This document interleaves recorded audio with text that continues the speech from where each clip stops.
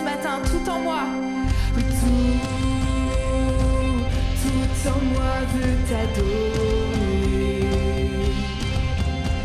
Oui, tout en moi veut t'adorer. On chante ensemble. Tout en moi veut t'adorer. Oui, tout en moi veut t'adorer. Ce n'est plus moi qui vis, c'est Christ qui vit en moi. J'étais mort mais je suis passé de l'ombre à la lumière.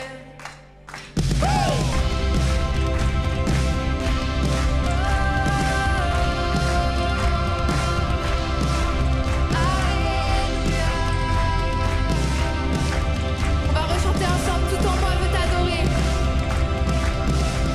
Oui, tout en moi veut t'adorer. Oui, tout en moi veut t'adorer. Oui, tout en moi veut t'adorer. Oui, tout en moi veut t'adorer. Alléluia. Merci Jésus. Amen. Amen. Est-ce que vous êtes dans la joie ce matin d'être entre frères et sœurs en Christ et de louer un seul nom, le nom de Jésus? Est-ce que tu peux regarder la personne qui est à côté de toi et tu lui dis, je suis tellement heureux de louer avec toi ce matin? Yeah.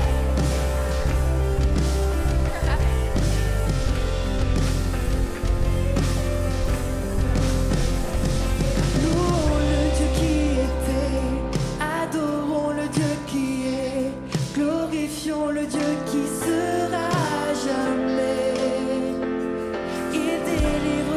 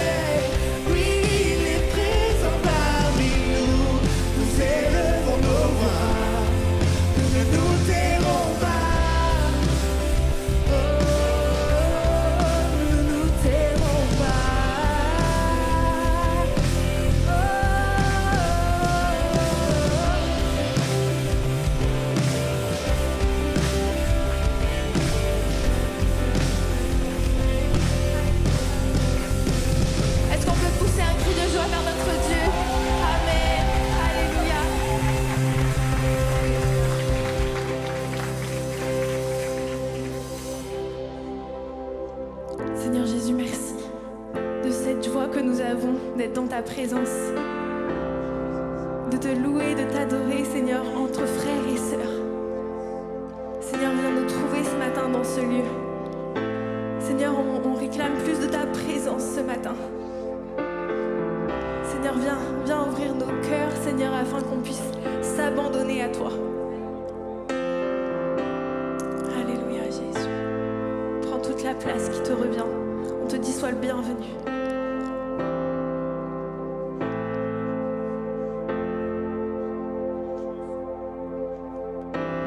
Je ne peux changer mon passé.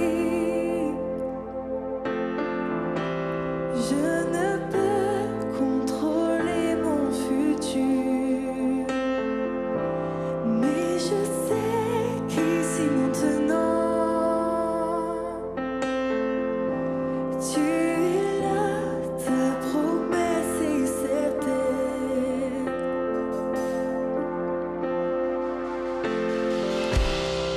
Je ne peux rien sans ta présence. Viens me trouver en ce lieu. Mon seul besoin, c'est plus de toi. Viens me trouver en ce lieu.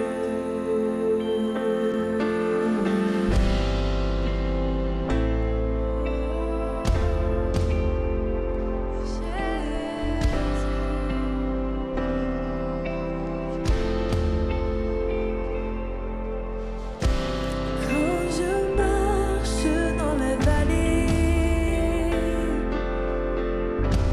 ton amour vient terrasser ma peur.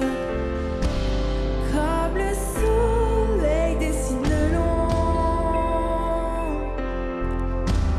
ta gloire apparaît dans ma faiblesse.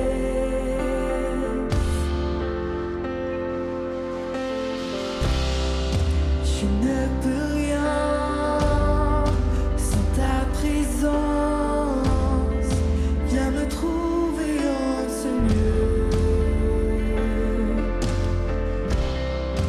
Mon seul besoin, c'est plus de toi. Viens me trouver en ce lieu. Je ne peux rien. Je ne peux rien sans ta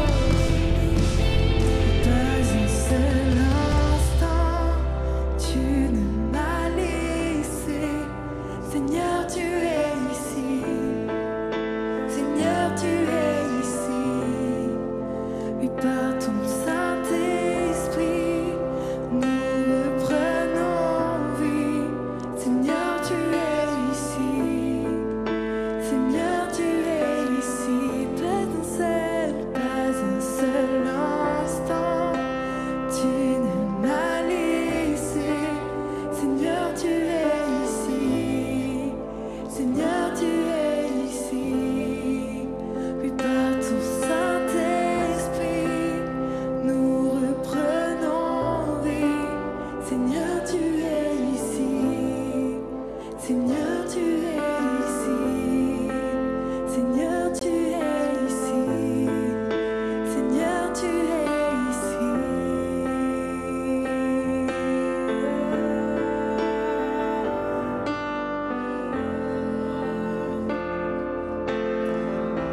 Je t'invite à pas passer à côté de ce moment-là. Notre Dieu est ici maintenant et il est là et il veut faire des choses là ce matin.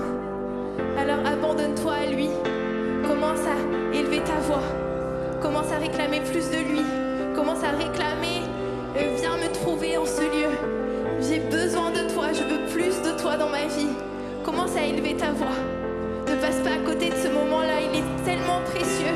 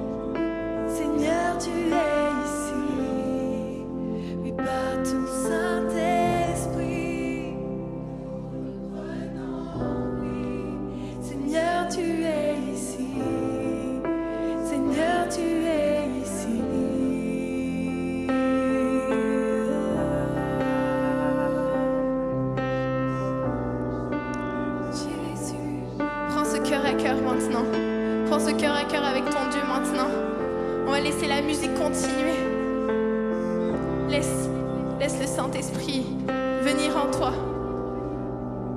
Oh, Jésus.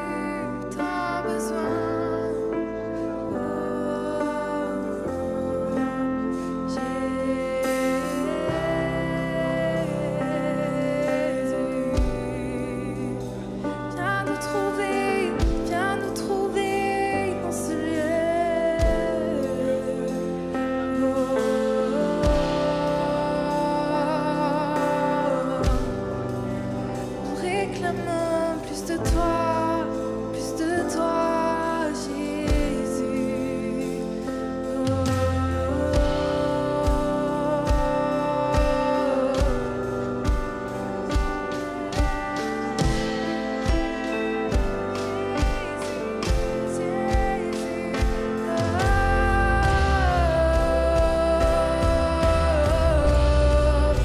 Élève ta voix ce matin, élève ta voix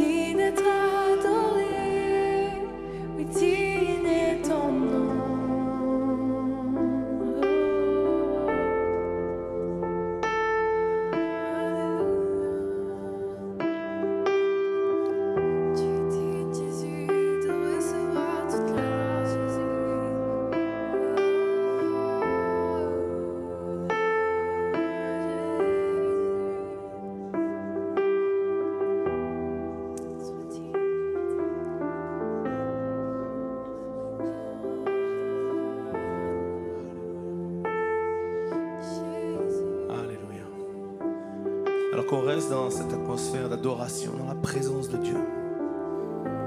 Seigneur, mets sur mon cœur ce matin une pensée pour quelqu'un. Et est-ce comme tu es présent ici, mais tu es esclave de tes pensées. Et alors qu'on chante ce chant, digne est ton nom. Tu es digne d'être loué, digne d'être adoré. Il y a comme quelque chose qui résonne dans ton esprit. Comme quoi la grâce n'est plus pour toi. Et tu es là et tu es dans la louange. Et alors que la louange avance, il y a comme un poids de culpabilité qui tient tes pensées, qui tient ton âme, qui tient ta vie. Et c'est comme si tout au long de cette louange, où l'Esprit de Dieu t'invite à entrer dans sa présence, il y a un combat. Parce que l'ennemi dans tes pensées martèle que c'est pas pour toi. J'aimerais te dire ceci ce matin. La puissance de la grâce fait que c'est pour toi ce matin.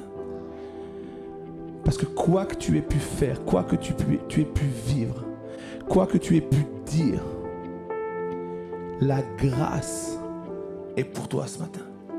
Et l'Esprit de Dieu t'invite à saisir cette grâce ce matin pour ta vie, afin que tu sois libéré complètement, totalement, afin que tu puisses littéralement changer de vie. Tu ne seras plus sous le poids de la culpabilité. Tu ne seras plus sous le poids de l'accusation, de la condamnation. Parce que ce matin, l'Esprit de Dieu te dit, la grâce est pour toi. Et alors que tu as cette pensée dans ta tête que c'est plus pour toi, il n'y a pas moyen d'être réconcilié. L'Esprit de Dieu me pousse à venir sur cette estrade et te dire ce matin, de la part du Saint-Esprit, que ce matin c'est ta matinée. C'est la matinée où tu peux choisir d'être définitivement libéré du poids de l'accusation. Le diable est un menteur. Et la grâce de Dieu pour ta vie a coûté la vie de Jésus-Christ. Et il est mort à la croix. Il est descendu dans les profondeurs de l'enfer, dépouiller l'enfer, retirer l'autorité que Satan avait pour t'accuser. Et ce matin, l'Esprit de Dieu te dit, tu es libre. Tu as ce choix, tu as ce droit d'accepter. Et alors que tu dis, mais comment est-ce que je peux être libre avec tout ce que j'ai fait? L'Esprit de Dieu te dit, si seulement tu confesses de ta bouche le nom de Jésus-Christ, si seulement tu reconnais, oui, j'ai fait des erreurs, oui, j'ai fait des fautes, oui, ma vie a été sans dessus-dessous pendant tant d'années, mais ce matin, je décide de recevoir Jésus-Christ dans ma vie comme mon Seigneur, comme mon Sauveur, et je brise le poids des accusations de l'ennemi. J'aimerais te dire ce matin que tu peux décider pour ta vie de vivre libre. De vivre libre. C'est l'Esprit de Dieu ce matin qui parle à ton cœur.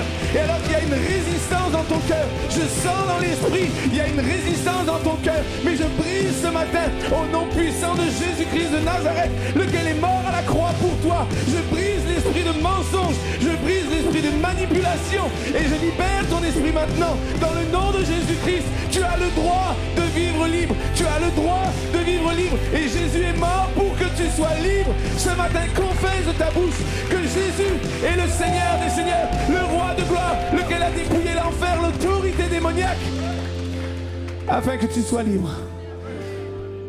Ce matin, l'Esprit parle à ton cœur. Seigneur, merci pour ta parole. Merci pour ta grâce.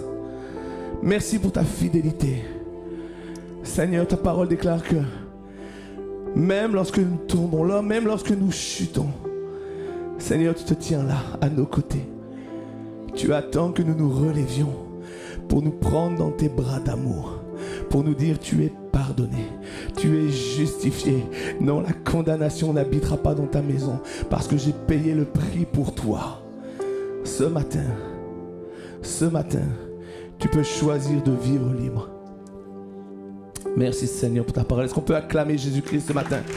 Parce que c'est pas au sujet du pasteur et ni au sujet de l'équipe de louange, c'est au sujet de Jésus-Christ, le seul qui a vaincu la mort, le seul qui a l'autorité, le seul qui est revêtu de gloire. Et ce matin, on acclame le nom de Jésus. Alléluia.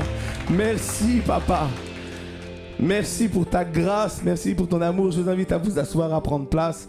C'est un plaisir de vous avoir avec nous ce matin à l'église Vivre Libre. Je ne sais pas si c'est moi, mais on est quand même vachement dans le noir ce matin. Hein. Alors je ne sais pas si on a un problème technique, mais ne vous inquiétez pas. Jésus est la lumière. C'est un plaisir pour moi de vous retrouver, c'est un plaisir pour moi de pouvoir parler, mais je me rends compte que je ne peux pas trop insister parce que vous avez vu, ma voix commence à se sauver à nouveau. J'ai de la voix depuis 2 jours. Merci à vous qui avez prié pour moi. J'ai fait 4 semaines sans voix, des moments intenses à pleurer, à demander Seigneur pourquoi tu as pris ma voix, mais Dieu a décidé de me la restituer petit à petit. Alors on va pas abuser ce matin, mais en tout cas c'est pas moi qui prêche. On a le privilège de recevoir notre ami, notre frère pasteur Saïd, parce qu'il est à la maison ici là, tu sais. Alors on va lui laisser toute la place. Juste, je vous envoie les annonces, je vous reviens juste après, et puis on va laisser la place à Saïd qui a un message de la part du Seigneur pour l'église ce matin.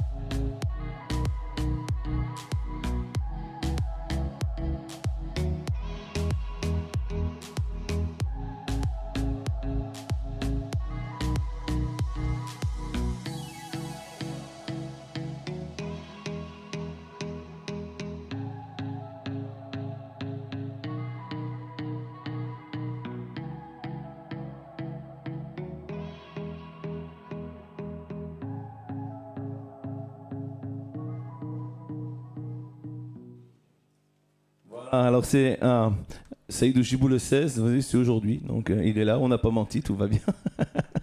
Quelques annonces supplémentaires juste pour vous prévenir, si vous avez des enfants, semaine prochaine et semaine d'après c'est les vacances scolaires, donc pas de culte enfant.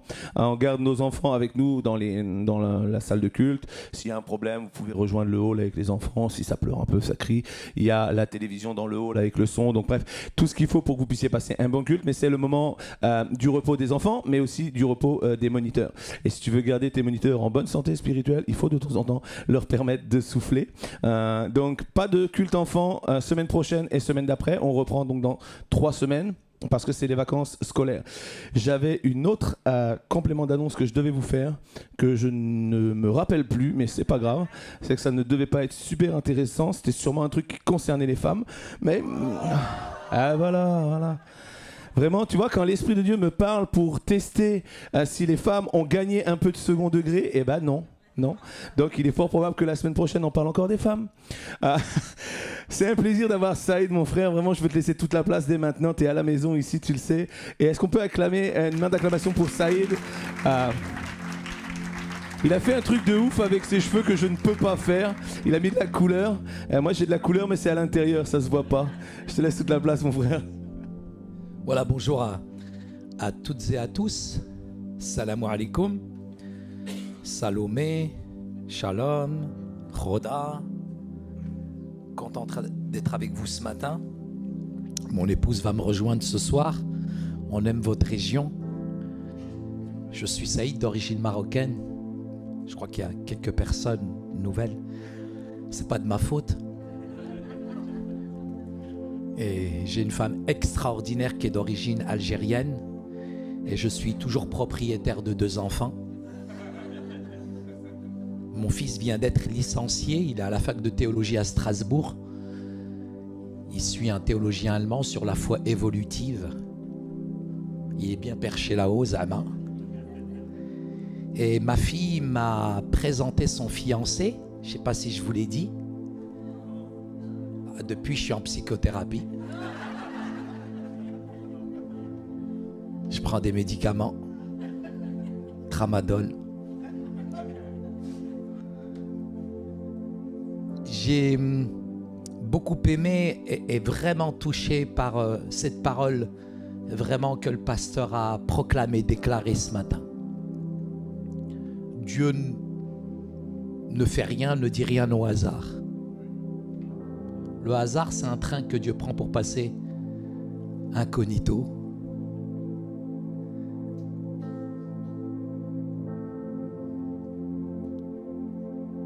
J'ai eu du mal à trouver de l'essence. Je dis, Inch'Allah, je vais arriver. Toutes les pompes sont assaillies à Paris. L'impression que c'est la libanisation de la France. Et tout augmente. C'est affreux. Il y a une grande grève qui s'en vient. Je ne sais pas si vous connaissez le mot le plus long en I en arabe. L'électricité. On m'a dit que l'électricité va augmenter. C'est impressionnant. Tout augmente. Mais j'aimerais bien que ma foi, elle augmente ce matin. J'aimerais bien que la sainteté augmente dans nos vies. J'aimerais bien que la grâce augmente dans nos vies. J'aimerais bien que ma vie de prière, mon amour pour la parole aussi augmente. Face à ces lois iniques et sinistres qui sont votées par des ministres, on ne peut plus faire l'école à la maison. Et ça devient kafkaïen. Il y a vraiment une atmosphère vraiment lourde qui s'abat sur notre société. Et tous les yeux sont rivés vers peut-être une 3e guerre mondiale.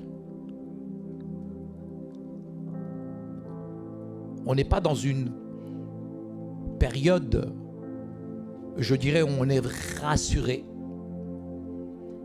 Et quand on n'est pas vraiment rassuré, on a vraiment besoin de se rapprocher de lui.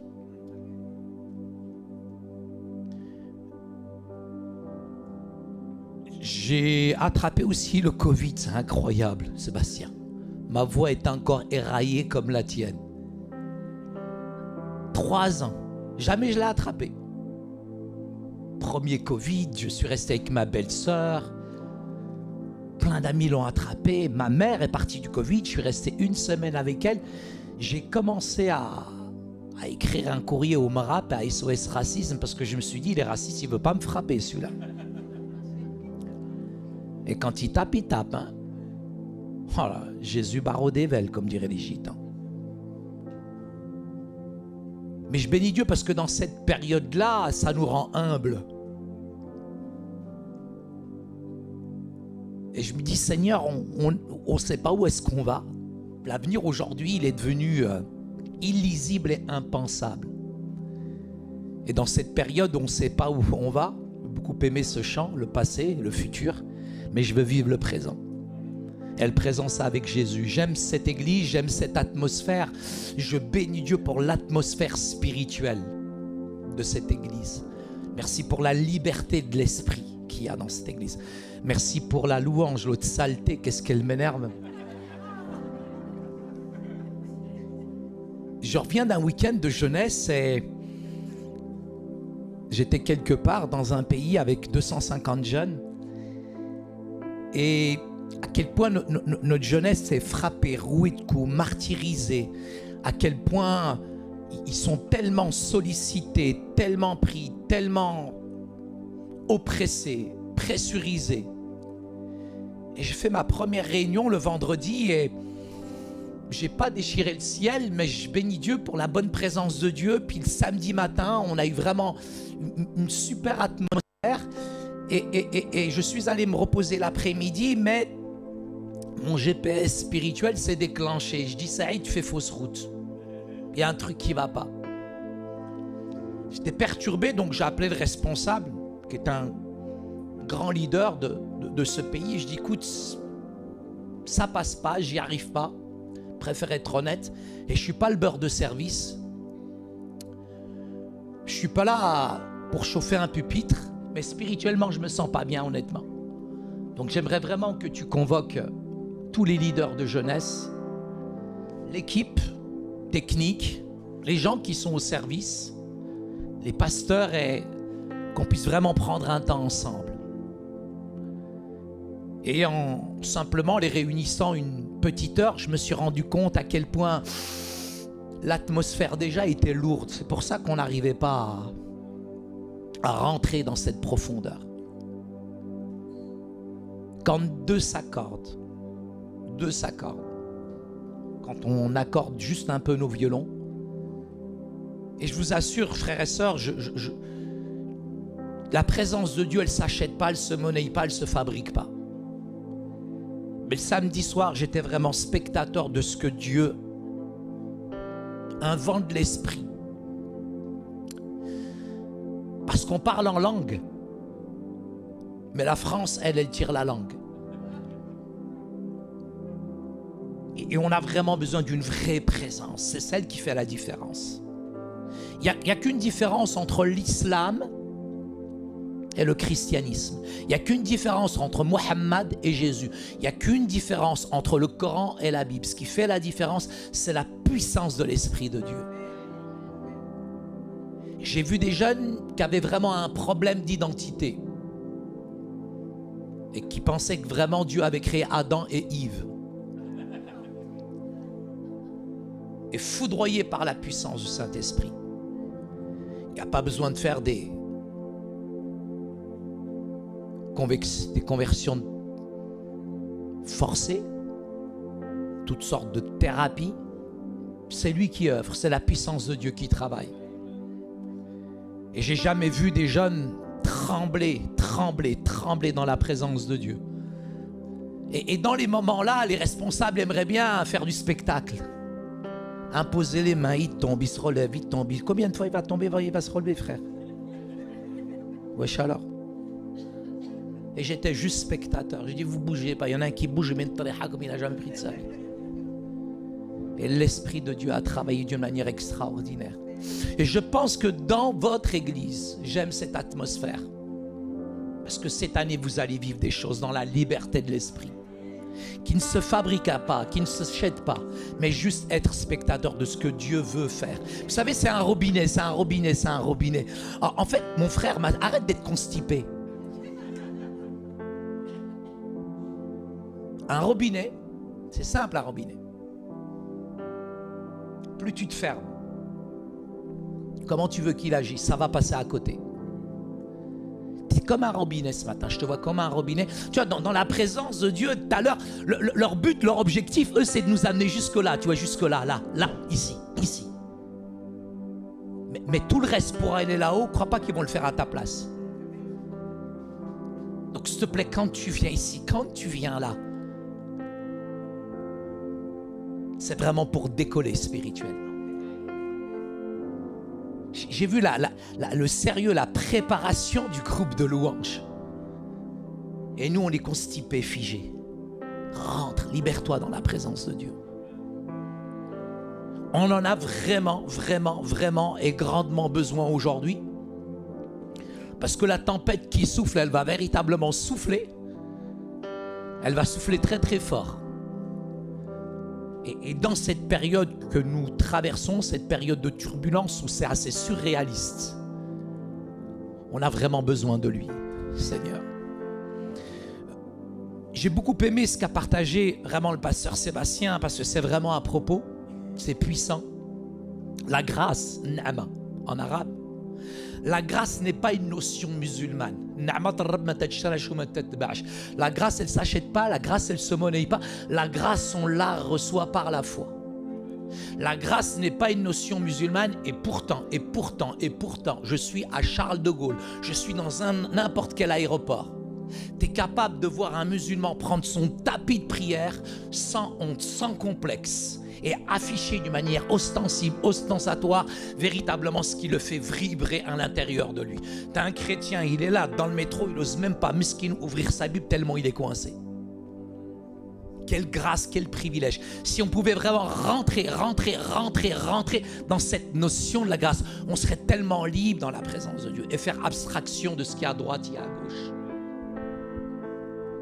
Frères et sœurs, ce matin, la Bible nous parle de beaucoup de mystères. Mais il y a un mystère qui m'échappe,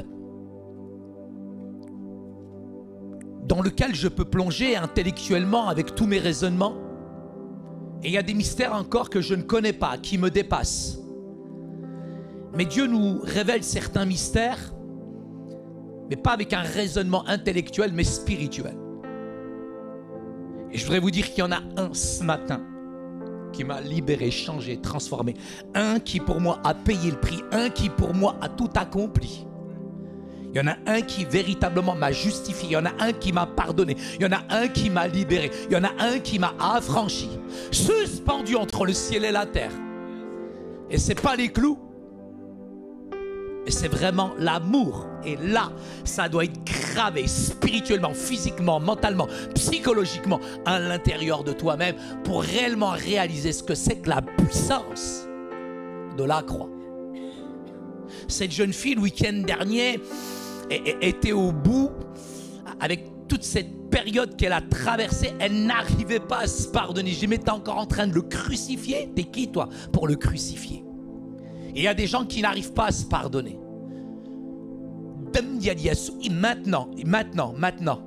Maintenant, nous dit Romain. Il n'y a donc, Inch'Allah, il n'y a donc demain, après-demain, il n'y a donc maintenant, à cet instant, dans l'instant T, aucune condamnation pour ceux qui... La foi, elle vient de ce qu'on entend. Et ce qu'on entend vient de la puissance de la parole de Dieu. Ce que j'aimais chez le pasteur tout à l'heure, il a dit le diable, Shaitan, c'est un menteur. Iblis, c'est un menteur. Et si tu alignes pas tes pensées à ce que dit la puissance de la parole de Dieu, tu peux spirituellement passer à côté. C'est vrai que le récit de la mort de Jésus est sans doute celui de l'évangile le mieux connu dans le monde. C'est même le plus émouvant. Chosen, très beau film. Mais entre le film et la réalité spirituelle, c'est un monde. C'est peut-être, je dirais, l'histoire qui a plus inspiré, je dirais, au cours de l'histoire, les écrivains, les peintres, les sculpteurs, même les musiciens. Mais que j'aille partout en France, au plus haut sommet, je découvre toujours le symbole, le signe du jour où l'horreur a surplombé la planète.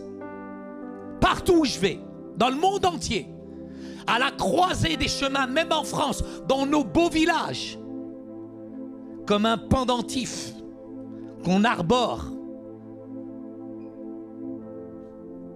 toujours cette croix, elle se dresse dans toute sa grandeur, dans toute sa profondeur. Et elle m'évoque un jour terrible où le prince de la vie, Yeshua al-Masih, le créateur, l'infiniment grand,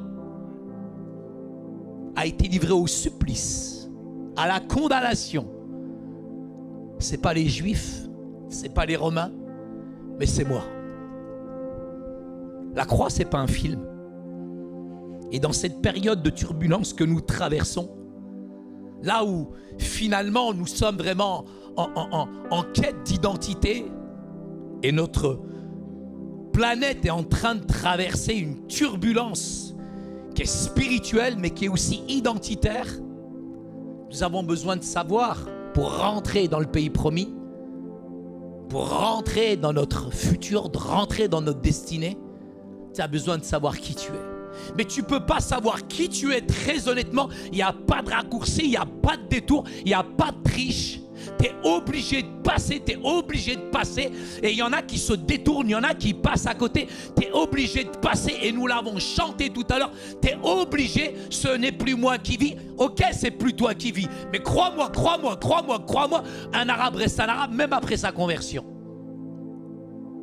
Ce n'est plus moi qui vis, c'est Christ. Mais est-ce que c'est réellement le moi qui est en toi, qui n'est plus le moi, mais c'est le moi de Jésus qui est à l'intérieur? Et c'est pas intellectuellement, c'est aussi spirituellement. Je me souviendrai toujours, juste à ma conversion, j'avais 21 ans.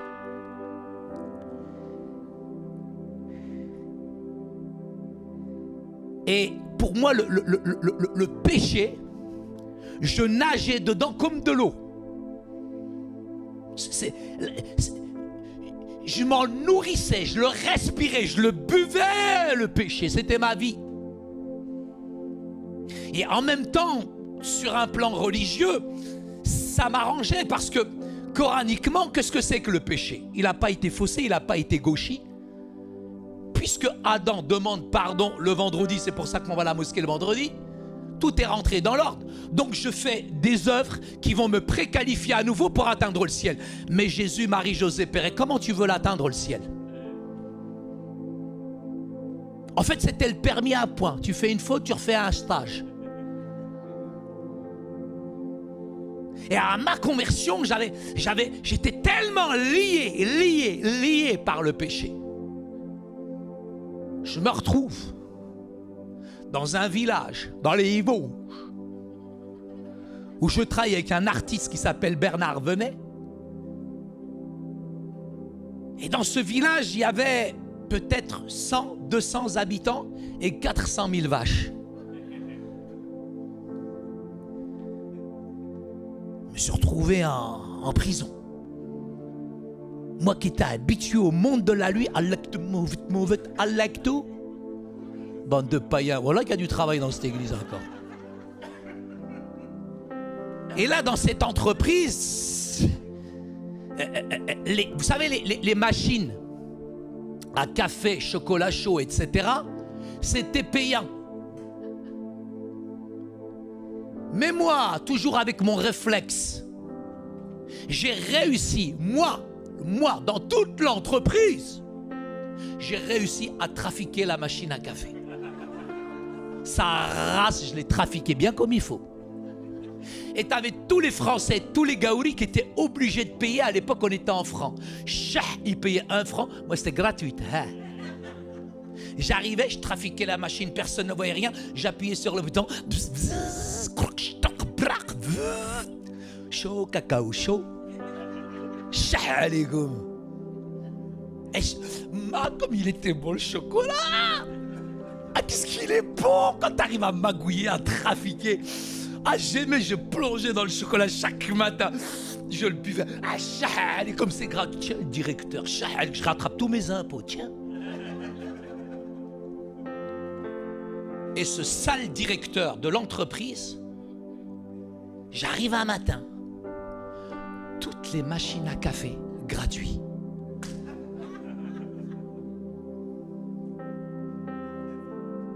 J'arrive, le même geste, la même manière, j'appuie sur le bouton, je prends le saleté de chocolat chaud qui était gratuit, je l'ai bu, je l'ai craché, il n'avait plus le même goût.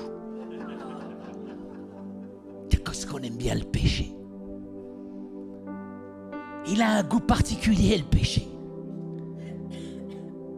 Très honnêtement, je peux m'indigner ce matin de la lâcheté de Pilate. Face à la crucifixion, je peux me révolter contre même la traîtrise de tous ceux qui t'abandonnent. Je te laisserai jamais, Zama. Je peux être aussi scandalisé par la désertion des apôtres. Mais est-ce que honnêtement, le récit de la croix, il a des véritables répercussions dans ma vie? Cette tragédie du calvaire,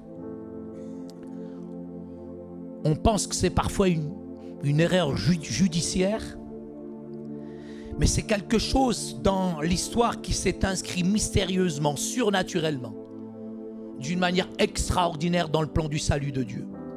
Toutes ces choses ont été annoncées avec une telle précision, une telle puissance, que je ne peux pas douter aujourd'hui que Jésus, non seulement c'est une réalité qui est historique, nier la venue de Jésus, c'est nier toute l'histoire de l'humanité. Mais ça ne reste pas qu'une preuve scientifique. Très honnêtement, frères et sœurs, en cette période que nous traversons, on a besoin d'appuyer sur un bouton, sur une application pour réinitialiser ce que c'est que la puissance de la croix en ce moment, surtout en ce moment, pour aller beaucoup plus haut, beaucoup plus loin. C'est pas à coup de picousse spirituel, de conférence en conférence, de week-end en week-end, qu'on va décoller spirituellement. Mais nous avons besoin de réinitialiser. Pourquoi le Christ est venu sur cette terre? La croix, elle est centrale, elle est l'intersection, elle est la largeur, elle est la longueur, elle est la profondeur de la misère humaine dans laquelle il est allé nous chercher pour t'élever au plus haut niveau. Il pouvait, cet homme, affronter n'importe qui. Jésus leur dira, mais qui peut me convaincre de pécher? Le Coran nous dit, il n'a jamais péché, jamais fauté, jamais triché. Il y a un hadith du Coran qui nous dit, même le péché ne l'a pas effleuré. Harcelé par les hommes de jour comme de nuit. Mais ils ont essayé de le piéger, les sépulcres blanchis, les lâches, les hypocrites. Ils n'ont trouvé aucune faute en lui. Jésus a vécu une vie mais humble, simple, abaissée. Il n'a reçu aucun honneur des hommes. Au contraire, il s'est humilié. Comme jamais. Hier, j'étais en séminaire à Mantes-la-Jolie, dans une église Assemblée de Dieu, et on m'a dit, mais la question du Fils de Dieu, les musulmans bloquent là-dessus. Mais c'est clair, on ne peut que bloquer.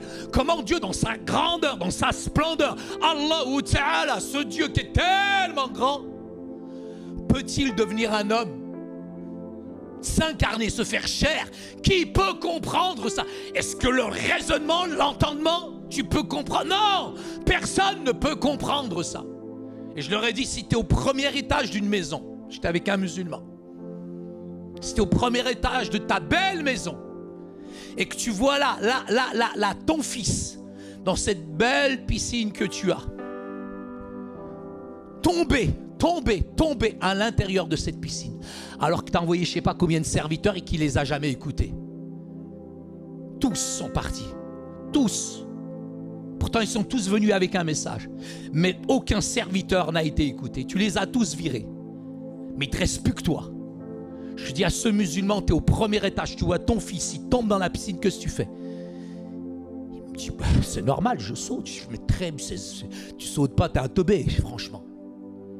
Mais pourquoi tu sautes? On a du mal, on est constipé, on n'ose pas, on a une éducation, on est raide. J'étais il y a 15 jours avec l'île d'Ambiès à Toulon sur la réévangélisation dans le milieu de l'entreprise.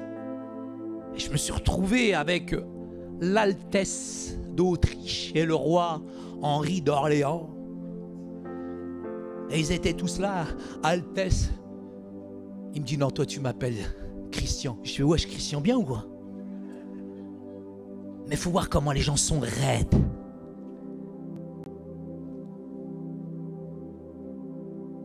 À quel point j'ai besoin de revenir dans cette simplicité. À quel point je ne dois pas être impressionné. Ce qui doit véritablement m'impressionner, c'est la présence de Dieu.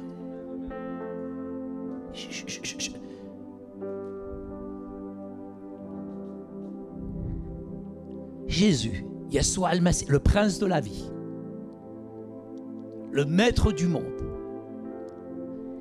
qui s'incarne, qui se fait chair. Et je dis à ce musulman, dis-moi franchement, s'il te plaît, on est entre nous, arrête de faire le bonhomme. Pourquoi tu sautes? Et là, du bout de la langue.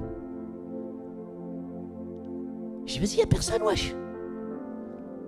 C'est mon fils, je l'aime. Je dis, s'il te plaît, je vais te laisser tout ton temps. S'il te plaît, est-ce que tu peux me décrire? Est-ce que tu peux me faire un sujet, verbe, complément?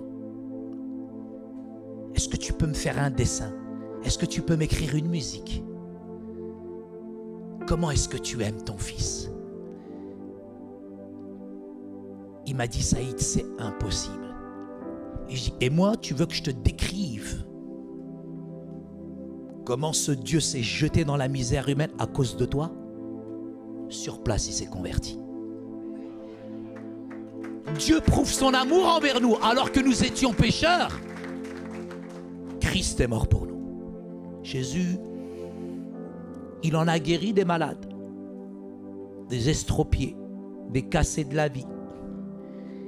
Il en a chassé des démons. Il a apporté l'espoir, la paix. Mais j'ai envie de vous dire ce matin, bien qu'il n'ait pas guéri tous les malades, ressuscité tous les morts, il a dit une parole qu'aucun prophète n'a dit. Alors qu'il prend le vinaigre suspendu entre le ciel et la terre, il dira une parole. Tout. Et toi, tu veux pas de la grâce, tu te prends pour qui? Tu joues avec la grâce. Je me souviendrai toujours, frères et sœurs, dans ce petit village dans lequel j'étais en prison, c'était l'école biblique de Dieu. Il y avait dans ce village une petite colline avec un calvaire et, comme on voit souvent dans les villages, un grand crucifix et Jésus suspendu. Mais j'avais un cœur tellement dur, tellement orgueilleux. Je me suis dit, il faut que je sache réellement ce que ça signifie. Pendant des jours, sans être dans l'iconographie ou dans l'idolâtrie, mais spirituellement, j'ai décidé de voir la croix face à face. La croix, c'est pas un film. Jusqu'au jour où la puissance de l'esprit tombe, me foudroie. Je vois l'horreur de la croix. Est-ce qu'il a pris pour moi? Il y en a un qui s'élève et qui dira: je ne suis pas, amen, amen, amen, amen, amen. Je fais ci, je fais ci, je fais ça. Mais il y en a un culturellement, de manière sémite orientale, si je fais un déplacement culturel, qui lui monte au temple, mais on n'en redescend jamais de la même manière. Tu viens le dimanche matin au culte d'une manière, tu peux repartir d'une autre manière. Et t'en as un qui, là, c'est un geste de femme, d'une manière sémite orientale. Jamais dans notre culture sémite orientale, un homme ne se frappe la poitrine. Il se frappe la poitrine où? Là, à l'endroit du cœur, au siège des péchés. Il reconnaît sa faute, il reconnaît sa culpabilité. Et il est vrai. Il s'est passé là pour moi quelque chose d'assez inhabituel où j'ai vraiment pris conscience de qui j'étais réellement, pas aux yeux des hommes, mais à mes propres yeux. Frères et sœurs, même dans la nuit la plus totale, la lumière peut briller. Et un seul sourire de lui ce matin, il peut éclairer l'univers entier. Même le plus dur, j'aime les gens les plus durs. Souvent on me dit: ouais, mais Saïd il est dur. Alhamdoulilah qu'il soit dur. Plus t'es dur, plus tu casses.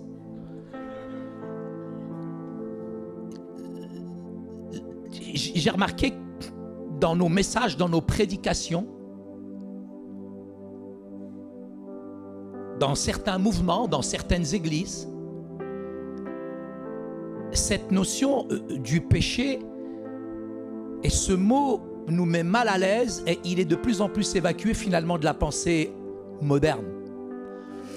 Comme si c'était quelque chose d'archaïque, d'obsolète, de poussiéreux. On pourrait même nous qualifier finalement de fanatisme religieux. Et traiter ce sujet, si on traite de la croix, est inévitable. Mais qu'est-ce que le péché peut rester aux yeux de Dieu? Il faut voir véritablement comme Dieu le voit. Et c'est ce qu'il a fait pour nous en délivrer. Il a livré son propre fils pendant des heures à l'abandon, à la croix. La joie, pour moi aujourd'hui, de toute relation vivante, elle ne peut véritablement se sentir que de ceux et celles qui vraiment, et on a de belles conversions émotionnelles, on a de très belles conversions. Merci Seigneur, mais si ça reste qu'émotionnel. Mais si il y a de vraies conversions, c'est qu'il y a aussi de fausses conversions qui sont dues à de fausses repentances qui finalement ne résident pas sur une véritable conviction de péché, de justice et de jugement. Et j'ai besoin de sentir, frères et sœurs, aujourd'hui j'ai besoin de cette application dans ma vie. J'ai besoin de réinitialiser cette application pour ressentir l'horreur du péché. Qu'est-ce qui peut comprendre de criminel, d'amer, de diabolique? C'est un véritable tsunami, un volcan en furie. C'est quelque chose d'épouvantable qui a nécessité en tout cas une solution radicale pour en être lavé, libéré, délivré, affranchi. Et enfin par la grâce de Dieu, entrer dans la grâce et arrêter d'essayer d'atteindre le ciel parce qu'il a tout accompli il y a 2022 ans. Qu'est-ce que le péché? Le péché a mérité bien plus que, au-delà de ce que vous pouvez souffrir, même de concevoir comme souffrance. C'est ce que nous enseignent les Écritures. C'est ce que m'enseigne le psaume de David. Et j'aime David parce qu'il entremêle finalement le péché et sa souffrance. Et quand on lit le psaume 38, tour à tour, il mêle finalement toute sa souffrance, tout son péché. Et on voit à quel point finalement ça l'avilit. Tellement les douleurs de son péché sont là, présentes. Elles se mêlent à son propre corps. Qu'est-ce que le péché? Quelle horreur offre-t-il aux yeux de Dieu? Et quelle est la rançon pour l'expier? Si je considère aujourd'hui le péché dans le monde, on a beaucoup progressé, énormément. Combien de fois je ne monte pas dans les sphères spirituelles, je ne rentre pas dans la terre promise, parce que ça me colle, ça me colle, ça me colle. On peut traverser la vie tant bien que mal en tant que chrétien, et le confinement n'a fait que révéler certaines lacunes, certaines faiblesses, certaines choses qui étaient entretenues, cachées, qu'on affectionnait, des petits jardins. Et finalement, on se rend compte que parfois certaines choses du passé, qui n'ont pas été assainies, qui n'ont pas été guéries, qu'on n'a pas été libérées, tôt ou tard, pouf, elles refont surface et on revient. La parole ne dit ni la mort, ni la vie, ni le présent, ni le futur. Mais il y a une chose qu'on oublie, c'est le passé. Ça, c'est pas mentionné. Et il y a des choses qui nous infectent, qui nous affectent, qui sont liées au passé. Et on a vraiment ce matin, comme on l'a entendu dans la parole du pasteur, nous avons besoin de les déposer à la croix. Voyez ce qu'il a, tout sincère qu'il est, parfois le chrétien est dominé par le péché. Toutes ces infections secrètes, ce pu qui est dissimulé. Très honnêtement, si mon cœur s'ouvrait là maintenant, vous verriez vraiment le vrai Saïd. Je le dis toujours en rigolant, hein.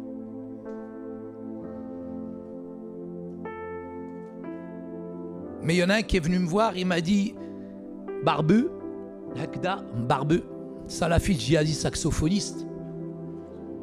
Il m'a dit, vous les chrétiens, si on vous frappe sur la joue droite, vous devez tendre l'autre. Je fais, regarde, entre les deux, je vais te mettre un coup de boule pentecôtiste, je vais t'allonger par terre, et Inch'Allah, un jour, je te pardonnerai.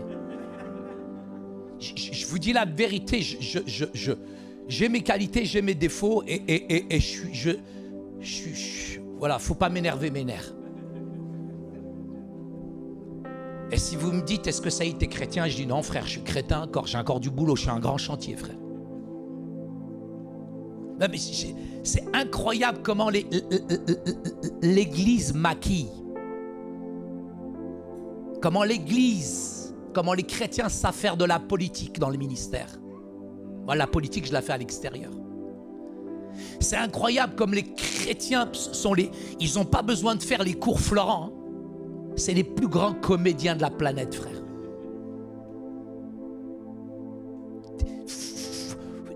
Et on ne décolle pas spirituellement parce qu'on n'est pas vrai. Et j'ai besoin d'être vrai avec vous. Si tu me cherches, tu vas me trouver. Mais je suis un chantier, Seigneur, aide-moi. Qu'est-ce que le péché? Le monde dans lequel on est ne fait que le boire comme de l'eau, le respirer comme l'air. On en est façonné, enveloppé intérieurement, et c'est une véritable gouffre, un fossé, un fossé, un fossé. Qu'est-ce que le péché? Finalement, si je vous le décris, c'est ce que le Christ a vu quand il est venu sur terre. En fait, c'est incroyable. Tout part, c'est quand même incroyable, hein? C'est ce qui me tue en tant qu'ex-musulman. C'est que tout part d'un berceau. Tout part d'un berceau, un berceau, frère. Et ça se termine en cercueil. Quand même incroyable. Et cette idéologie mortifère, macabre, qui est en train de gouverner le monde, elle est en train de s'effondrer. Rien qu'avec la puissance de la croix, elle s'effondrera. Oui, le péché, c'est ce que Jésus a vu. Personne de nous n'a aucune idée du péché. Personne de nous ne connaît le péché. Personne, parce que je ne sais pas si nous connaissons vraiment pleinement le Sauveur, ni ses souffrances, ni son amour. Mais vraiment, c'est en contemplant la croix, et j'ai vraiment besoin, dans cette période que nous traversons, qu'on puisse revenir à la simplicité de la croix, à méditer sur la croix, à voir l'horreur du calvaire, être en présence simplement de ce sang qui a été versé, de ce corps en lambeaux. C'est ce que je réalise. Plus je m'avance, plus je contemple la croix, plus je suis christocentrique, même dans ma façon de voir théologiquement les choses. Plus je me rapproche de mes frères et sœurs, et ça me rend humble.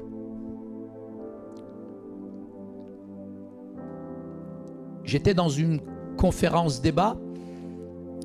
Le secrétaire d'une grande mosquée a dit: ouais, mais Jésus, il a dit qu'il fallait prendre l'épée. C'est intéressant. Et personne n'a réagi. Et je dis: monsieur, non seulement Jésus, il a dit ça, mais il a dit celui qui prend l'épée. Il a souffert, Jésus, comme jamais quelqu'un n'a souffert. Face à une foule hurlante, les clous dans les mains, cette belle couronne. Mais aussi toute la moquerie, tous les injures, toute la raillerie.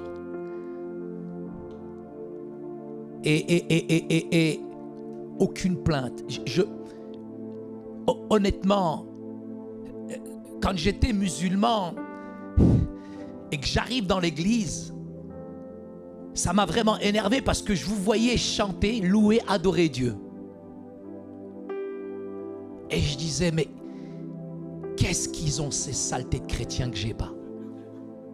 Non, mais vous avez une telle proximité avec Dieu. Vous vous rendez compte? Une telle proximité avec Dieu. Tu n'as pas besoin de te plier en quatre. Tu n'as pas besoin de faire tes ablutions. Tu arrives juste là parce qu'il a payé le prix. Je ne sais pas si tu réalises pleinement ça dans la louange, dans l'adoration. Tu vas adorer tout seul, frère. Quelle grâce, quel privilège. Romains 5,8 nous dit: Dieu prouve son amour envers nous lorsque nous étions vraiment pécheurs, des crapauds buffles. Christ est mort pour nous. Celui qui ne connaissait pas le péché, ce Dieu que je pensais inconnaissable, parce qu'il est inconnaissable, il est Allahu Ta'ala, il est inaccessible, il est impénétrable. Et Jean me dit, nous l'avons côtoyé. J'ai marché avec lui. Mes mains, elles l'ont touché. C'est pas un homme, il est Dieu. My God, il est Dieu. Pour vous, pour moi, il a tout pris sur son corps. Celui qui n'a pas connu le péché, il devient péché. Afin que tu puisses recevoir la justice. Et toi, tu veux pas te pardonner, frère, t'es qui? Il m'a racheté de la malédiction, de la loi qui me collait à la peau. La croix, frères et sœurs, il faut qu'on la réinitialise tous les jours. Mets-la sur ton téléphone et mets l'application spirituelle, la croix. Applique tous les matins. Il faut réinitialiser. Il y en a, on manque tellement d'humilité. J'étais dans une réunion hier et je disais un petit peu à certains leaders, il y en a, ils veulent faire un réveil sur Facebook, frère. C'est le nombre de followers aujourd'hui qui fait le ministère Zahama. On se trompe dans le succès des hommes et le succès de Dieu, le titre et l'onction. Et là, j'ai un rendez-vous avec un leader que j'ai formé. Il m'a enfin écrit. Je lui ai mis Wahad, le silence pédagogique depuis 2 ans dans sa tronche. Il a cru que j'allais me prosterner devant lui, le tobé celui-là. Il m'a écrit, voilà, tu m'as formé, etc. J'aimerais bien te voir. Je lui ai répondu, quand tu veux, avec plaisir. Voilà que je vais le savater, va voir. Non, parce que le gars, il est pasteur, Sébastien. Et il était avec arrogance, il me dit, non, Saïd, maintenant tu m'appelles apôtre. Et j'ai dit, soit tu es apôtre, moi je suis astronaute, d'accord? Non, mais où est-ce qu'on va? Où est-ce que nous allons, hein? Et ça ne tient pas la route. Il faut être sérieux quand on sert le Seigneur. C'est avec beaucoup de tremblements. Avant de monter sur l'estrade, j'ai dû aller aux toilettes 2 fois déjà. Celui qui n'a pas connu le péché, il a fait pécher. Malédiction pour moi.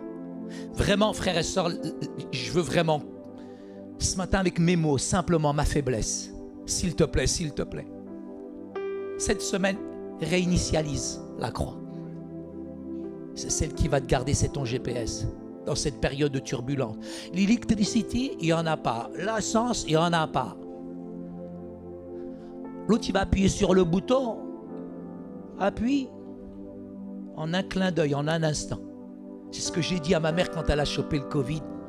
Alors qu'elle tremblait dans sa chambre, Covidée. J'ai dit, maman, mets trèfche. Là, maintenant, regarde. Dernier souffle.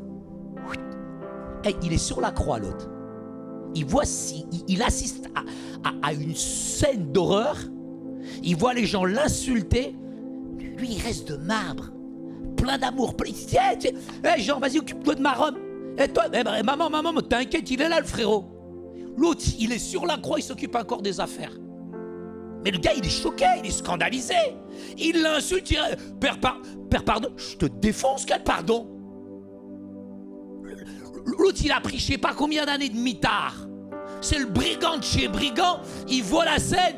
Il dit, hé, oh, que t'es bizarre. Souviens-toi de moi, frérot. Il lui dit quoi? Inch'Allah, dans 1 mois. Il dit, aujourd'hui. Oh, c'est pas un film, c'est pas une légende. C'est la puissance de Jésus. Il lui dit, oh, aujourd'hui, avec moi, tu sors. S'il y a une chose qu'on déteste en tant que musulman, c'est la croix.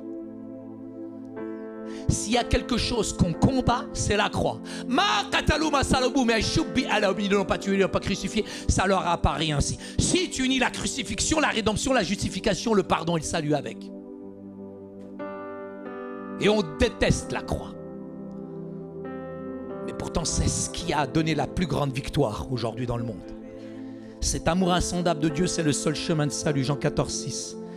1 Pierre, chapitre 1, verset 18-19. La loi me condamnait, mais Christ a répondu à toutes les exigences de la loi. Le sang de Jésus me donne la paix, me purifie.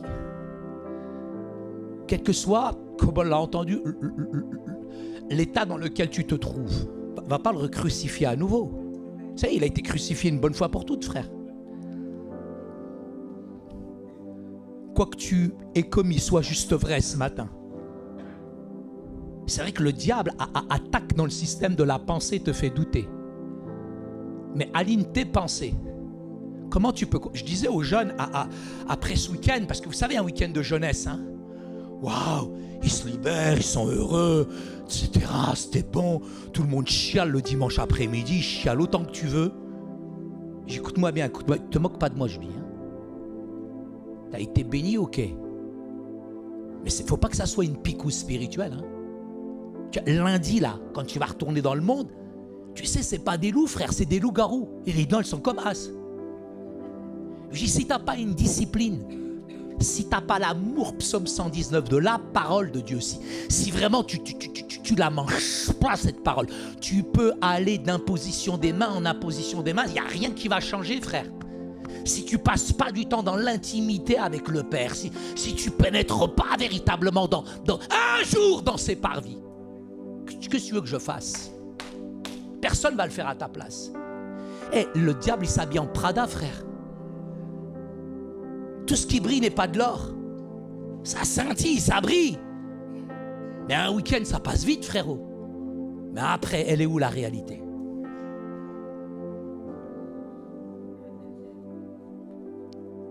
J'aime cette dernière parole de Jésus après les nombreuses paroles que nous entendons à la croix. C'est très intéressant, ce voile.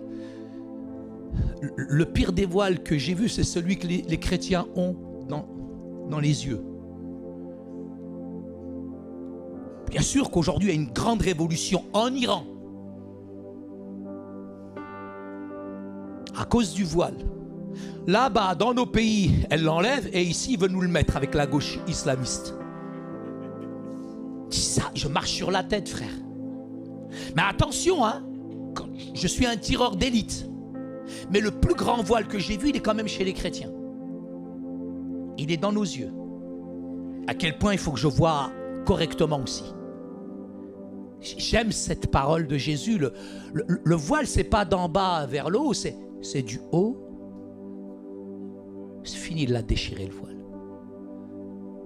La présence de Dieu est là. Quand Jésus eut pris le vinaigre, il dit « Ana khallast kulla shay » tout a été accompli. Et il baisse la tête. Quand je discute dans les débats théologiques, apologétiques avec mes amis musulmans, regarde, t'as vu ce qu'il dit Jésus? Regarde. Il est faible ton Jésus. Il dit Eli, Eli, Rabbi, Rabbi, alash khallitini. Eli, Eli, lama sabachthani. Il dit espèce de toubé, va. Tu connais vraiment le sens de ces paroles? Quand ton fils il arrive plein de boue, tu lui dis quoi avant d'aller dans le salon? Crevard que t'as payé chez Roche-Beaubois. Cette exclamation, frères et sœurs, ce matin n'est pas un gémissement. C'est pas un cri de détresse, hein. C'est la plus grande victoire pour l'humanité. C'est un triomphe. La profondeur du sens de cette expression, elle est dans l'entendement, dans l'esprit humain incompréhensible. Mais qu'est-ce qu'il a accompli? La vie de Jésus? Bien plus encore. Toutes les prophéties à travers ce cri. Et plus que cela, l'œuvre rédemptrice. Il a triomphé de la mort. Il a achevé l'expiation totale des péchés. On aurait pu sacrifier tous les animaux, jusqu'aux dinosaures, si ça existe.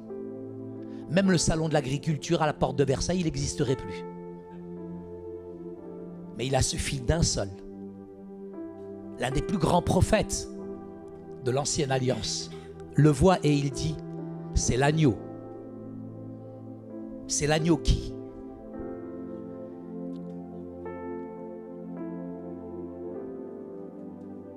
L'expiation totale des péchés, tout le symbolisme de la loi, l'œuvre que le Père avait demandé au Fils d'accomplir. Tout a été accompli.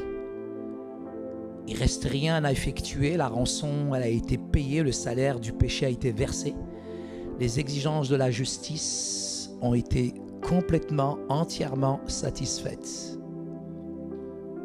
Il est important de se rappeler ce point qui est vital lorsque Jésus dit, frères et sœurs, et je le tiens, s'il vous plaît, à vous le dire ce matin, parce qu'il y en a qui nous vendent du rêve comme Daesh. Quelqu'un m'a dit dernièrement quoi? On devait faire une délivrance. Donc la personne m'a téléphoné et elle m'a dit, pasteur, vous prenez combien? Je lui ai dit, t'auras pas assez. Hein. Au moins 400 chameaux, 10 chèvres, je lui ai dit. Non mais sérieusement, la pauvre, Sérieusement, la pauvre, elle a été abusée. Et on abuse parfois de la naïveté, de la fragilité de certaines personnes. C'est bien de bénir, mais vraiment l'œuvre de Dieu. On n'est pas des crevards, on aime l'œuvre de Dieu. Mais comme c'est à des fins et pour remplir son capital, je trouve que c'est scandaleux aujourd'hui. On en est rendu vraiment tellement bas. Elle était choquée quand je dis, mais écoute, non, c'est pas notre procédé en fait.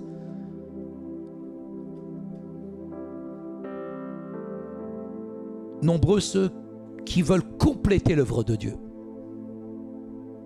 Il y en a, ils sont chrétiens religieusement, traditionnellement, ça fait 10, 15, 20, 30 piges qui sont dans l'église. Et Seigneur, Seigneur Jésus, ta grâce. Ils n'ont pas compris que Jésus avait tout accompli et que tu n'as rien à rajouter. Parfois, vous avez le Samaritain qui vient, qui s'accroche à nous, qui nous libère, qui nous amène dans l'hôtellerie, dans la clinique spirituelle. Le vin purificateur, avant l'huile qui passe. Et pourtant, le réflexe, c'est le sacrificateur. Le prêtre nous récupère. Et nous avons commencé avec la grâce et on continue avec la religiosité. Et je suis un ex-musulman. La religiosité, j'ai la khnouna qui descend, je la flaire à 15 km. Et il y a des gens qui ne m'aiment pas. Parce que je ne suis pas dans les normes. Mais moi, tu vois, la religion, je la flaire. Je respecte la piété, la vraie. Mais la religiosité, je la connais, je la flaire. Tu ne vas pas me la faire à moi. Hein.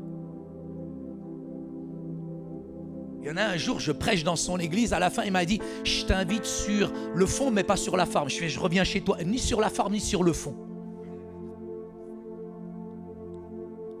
Vous avez dans l'œuvre de Dieu des gens, tu prêches, ils sont devant toi, il y a un mur. Et il faut que je me libère spirituellement. Et dans l'œuvre de Dieu, tu as des gens, c'est des freins, des boulets spirituels. Kadhafi, il est mort en Libye. Il est ressuscité, cher saint pasteur, dictateur. Et ils exercent une telle emprise spirituelle que tu ne le flaires pas, que tu ne le vois pas. Et tu dois en être libéré. Il y a des viols mentaux psychologiques. On utilise la parole. On pense que c'est Daesh. Mais parfois dans nos propres milieux évangéliques. Si le Christ t'a franchi, tu seras libre parce qu'il a tout accompli. Donc flaire les choses. J'étais il y a 15 jours à Versailles avec plus de 600 élèves. Et j'ai beaucoup parlé de l'emprise mentale. Et beaucoup de jeunes sont venus me voir à la fin. J'étais au lycée Castille, près de Versailles. Et ces gamins, faut voir comment aujourd'hui son cas s'est fracassé terriblement. Une gamine de 12 ans, la gamine, et qui fait des crises de panique à 12 ans. Mais où est-ce que j'ai vu ça dans ma vie, moi? Ils ont tout, l'autre. Elle a le dernier iPhone 15 du bled, je ne sais pas d'où elle l'a eu. Et les jeunes, nos gamins sont enchaînés. Eh frère, je m'amusais avec un bout de bois dans les Vosges et une libellule. L'autre, il a iPhone 15, l'autre. Il a la gueule dans le téléphone, tu vas lui mettre une triha dans sa tête. Non mais, frère, il y a des anciens ici. Vous avez vu la tristesse de notre jeunesse, frère? Et les anciens, comment tu t'appelles l'ancien là? René? Comment tu t'appelles? Christian? Tu te rappelles quand on allait à la pêche ensemble? Mais frère, on s'éclatait. Aujourd'hui, ils ont besoin d'un iPhone 14. La gamine, 12 ans, crise de panique, Seigneur. Je bénis Dieu pour la France des années 70 que j'ai connue. Mais plus on va dans le temps, il faut être costaud pour être un jeune. Il faut être fort pour être jeune aujourd'hui. Non, frères et sœurs, Christ a tout accompli. Certains pensent faciliter la rédemption par le baptême, par des sacrements, par des rituels religieux, par des actes de bienfaisance, par nos propres efforts.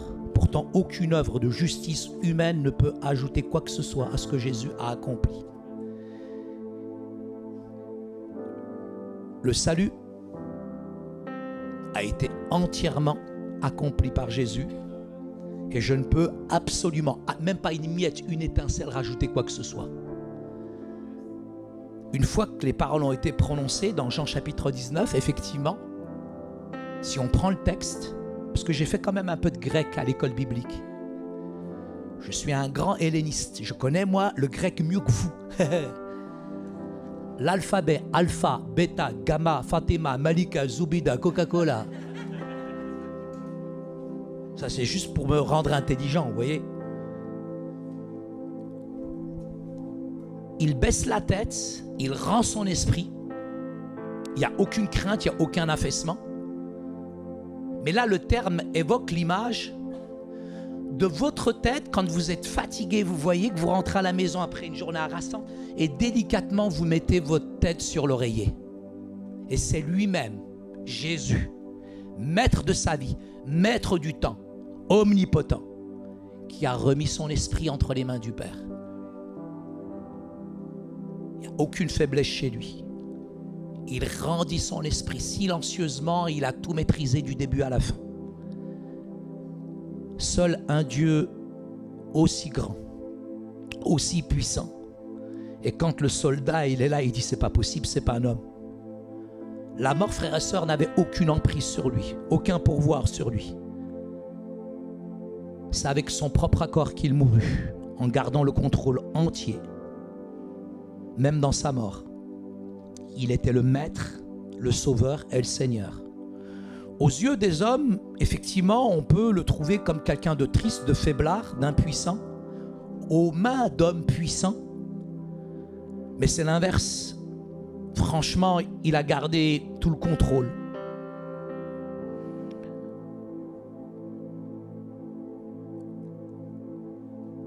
Il n'y a eu chez Jésus aucun moment de faiblesse. Parce que suspendu entre le ciel et la terre, il a jeté un dernier regard. Et tellement Jésus, son regard, il est capable de le jeter loin. Crois-moi, spirituellement, il était déjà en train de voir ce dimanche 16 novembre avec toi.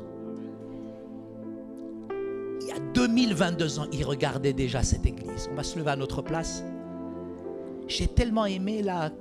Tu sais le deuxième chant que vous avez interprété, il est tellement beau si l'équipe de louange aurait l'aimabilité, la grandeur, la splendeur, la gentillesse, la douceur, la bonté, la bénignité, la dignité, la grandeur, la splendeur, la gentillesse, la bonté de m'accompagner, de venir. Et je suis quelqu'un de bizarre, je ne suis pas dans les normes.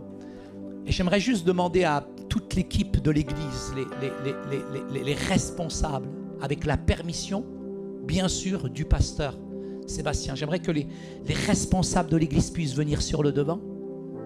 Auriez-vous l'aimabilité, la grandeur, les responsables, si vous pouvez venir juste sur le devant. Les leaders qui se reconnaissent. Tous les apôtres et les astronautes. Voilà, il y a Sébastien Geoffroy, un frère extraordinaire que j'aime beaucoup pour son humilité, pour sa simplicité. Il était dans la même église que moi en Belgique au mois de juillet. Une église, frères et sœurs, ils sont 12. Tu rentres dans la cuisine, il y a encore les assiettes de Laura Ingalls à l'intérieur. Tu regardes le pasteur, on dirait un dinosaure, il a 1400 ans. Mais on est capable de se déplacer dans des toutes petites églises et de travailler sur le terrain. Si l'équipe de louange, ils vont arriver. Donc, est-ce que vous pouvez juste vous mettre tout le long, là, avec un peu d'espace à cause du Covid marocain. Il y a un variant marocain en ce moment. J'aimerais vraiment qu'on interprète véritablement dans la simplicité ce deuxième chant qu'ils ont interprété tout à l'heure et qui vraiment nous plonge vraiment dans l'intimité de la croix et qui réinitialise avec profondeur des vérités. Parce qu'on chante, mais on ne sait pas ce qu'on chante. Et j'aimerais vraiment qu'alors que les leaders, les responsables sont là, avec vraiment la permission du pasteur, vous puissiez juste quelques instants quitter le confort dans lequel tu es. Sortir de ta zone de confort. Ce matin, de regarder ni à droite ni à gauche, mais d'intégrer, d'imprégner véritablement ce que tu as entendu comme message sur la croix. Mais aussi de chanter vrai. Chanter avec force, avec amour, avec conviction. J'aimerais juste que vous puissiez venir sur le devant. Tout le monde, toute l'église vient sur le devant. Ouais, regarde-moi bien, il n'y a pas d'hésitation. Quand je dis viens sur le devant, tu viens sur le devant. Donc tout à l'heure, on a dit, tu n'es pas constipé, d'accord? Avancez sur le devant, avance, avance, avance sur le devant, avance. Deuxième chant, il était magnifique, hein, sur la croix. Hein? Oui, oui, tout à fait, ouais. Oui, c'est ça. J'aimerais vraiment que vous puissiez prendre la place. Venez, venez sur le devant, on est une famille. On est une famille, frères et sœurs, on est une famille, n'ayez pas peur. Et on va laisser l'équipe de louange nous diriger dans la louange. Et j'aimerais vraiment que la puissance du Saint-Esprit te tombe dessus ce matin. J'aimerais vraiment que tu regardes la croix ce matin. J'aimerais vraiment que tu vois ce Dieu qui t'aime tellement que la notion de la grâce, elle va prendre un véritable sens dans ta vie. C'est avec la croix que tu vas triompher. C'est avec la croix que tu vas te libérer. C'est avec la croix que tu vas lutter, pas avec tes propres forces. C'est avec la croix que ton couple va être réparé. C'est avec la croix que tes enfants vont revenir. C'est avec la croix que tu vas être guéri. C'est avec la croix que Dieu va te sanctifier. C'est avec la croix que tu vas croître dans la présence de Dieu. C'est avec la croix, c'est uniquement avec la croix que tu pourras véritablement crucifier le moi. Ce n'est plus moi qui vis, c'est Christ qui vit en moi. Tu as été crucifié, tu as été enterré. Maintenant, tu es une nouvelle personne. Et c'est uniquement avec la puissance de la croix. C'est pas avec tes capacités, c'est pas avec tes efforts, c'est pas sous le regard du pasteur que tu vas briller, c'est pas avec tes poings, mais c'est véritablement la croix, la croix, la croix. Et la croix, elle ne s'achète pas, la croix, elle ne se monnaie pas. La croix, c'est la seule solution. Et tu l'acceptes, tu l'acceptes, tu l'acceptes par la puissance de la foi qui n'a rien à voir avec la croyance. Tu peux croire et rester dans ta vie chrétienne avec le confort de tes pensées dans lesquelles tu es habitué. Mais là, ce matin, tu vas donner une nouvelle dimension spirituelle à ta vie. Nous allons chanter. Mais mon frère adore le vrai, pour de vrai. Tu vois l'équipe qui est là? L'équipe qui est là? Simplement, conditionnée par un GPS spirituel, ils vont se diriger vers toi, ils vont prier. Mais adore-le, s'il te plaît. Rentre dans la présence de Dieu. J'aimerais tellement, mon frère, ma soeur, tu regardes ni à droite ni à gauche. Pour une fois, sois libre. Là, les larmes vont couler. Tu vas crier comme tu n'as jamais crié. La présence de Dieu va te faire trembler. Tu ne pourras rien maîtriser. Mais la puissance de Dieu va te foudroyer ce matin. Il n'y a rien, regarde, dans nos mains, il n'y a rien. Mais il y a la foi. Il y a la foi. Mon Dieu est grand ce matin. La victoire que tu n'as pas eue depuis ta conversion ce matin, tu vas l'avoir. La victoire que tu cherches ce matin, il va te la donner dans le nom de Jésus. Parce qu'il est la vie et il te donne la vie. Il est la paix, il te la donne ce matin. Adorons le Seigneur.